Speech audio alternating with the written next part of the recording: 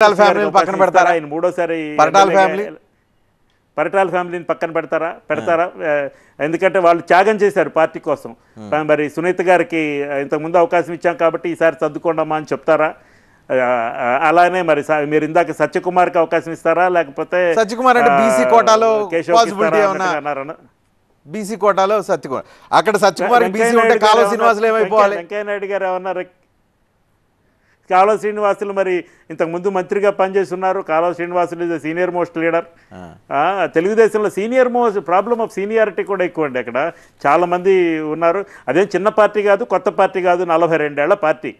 అంచేత బోల్డ్ అంత చరిత్ర మూటగట్టుకుని ఇంకొకటి ఇక్కడ దాకా వచ్చాం కాబట్టి ఇంకోటి రెడ్డి సామాజిక వర్గానికి ఎలా ఓ పక్కన సోమిరెడ్డి సీనియర్ మోస్ట్ ఉన్నారు తెలుగుదేశం పార్టీలో. ఆయన ఓడిపోతే అనివార్యంగా గెలిచాడు. ఇప్పుడు ఆయనకి అవకాశం వల్ల చరిత్ర ఉంది. ఆయనకి మాజీ మంత్రిగా పనిచేసిన ఆయనకి అవకాశం రాకపోవచ్చు అనేది నా అభిప్రాయం అండి.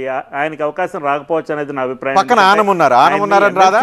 2014 ఆనం వచ్చారు, వైఎస్ఆర్ కాంగ్రెస్ పార్టీ నుంచి అనుభవజ్ఞుడు. ఆయన కూడా ఉమ్మడి రాష్ట్రంలో పెద్ద మంత్రి చేసినాడు. ఆయనకి అవకాశం వచ్చే ఛాన్స్ ఉందని నేను అభిప్రాయపడుతున్నాను. ఎందుకంటే సోమిరెడ్డి చంద్రమోహన్ రెడ్డి గారికి 2014లో ఆయన ఎమ్మెల్యేగా ఓడిపోయినా ఎమ్మెల్సీ ఇచ్చి మంత్రివర్గంలో చోటిచ్చారు కాబట్టి ఆనం రామనారాయణ రెడ్డికి చోటు ఉండొచ్చు.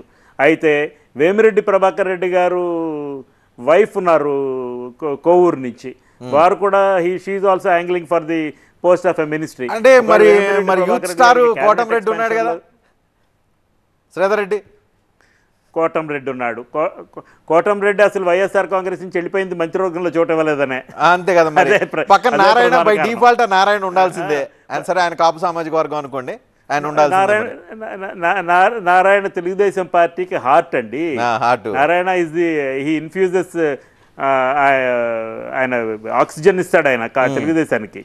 మరి నారాయణ గారిని వదిలేస్తారా? అంతకుముందు కూడా ఆయన మున్సిపల్ అడ్మినిస్ట్రేషన్ మంత్రిగా పనిచేశాడు, ఎమ్మెల్సీ అయ్యి కూడాను.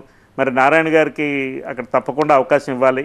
అట్లానే మీరు అనంతపురం తీసుకుంటే గుమ్మనూరు జయరాం ఎంపీ ఉద్యోగంకి పోటీ చేయమని జగన్మోహన్ రెడ్డి గారు చెప్తే ఆయన దాన్ని రిజెక్ట్ చేసి జిల్లా కూడా మార్చుకుని అనంతపురం వెళ్ళి అదొక నేనేమనుకుంటున్నానంటే జయరాం కంటే better Boya community representation Telugu Desam party original తెలుగుదేశంలో గెలిచిన వాళ్ళకి ఉంది.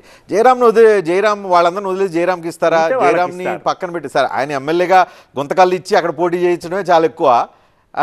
సో ఇక్కడ బెటర్ ఉన్నారు కదా, బెటర్ బోయ కమ్యూనిటీకి సంబంధించి కాలు ఉన్నారు, ఇంకా చాలా మంది ఉన్నారు అక్కడ. అనుకోవడం ఏమన్నా అటువైపు టిల్ట్ అవడానికి అవకాశం జయరాంకి ఇస్తారని నేను అనుకోవడం లేదు. ఏది కరెక్ట్ అది. సో మొత్తానికి it's a very tricky situation.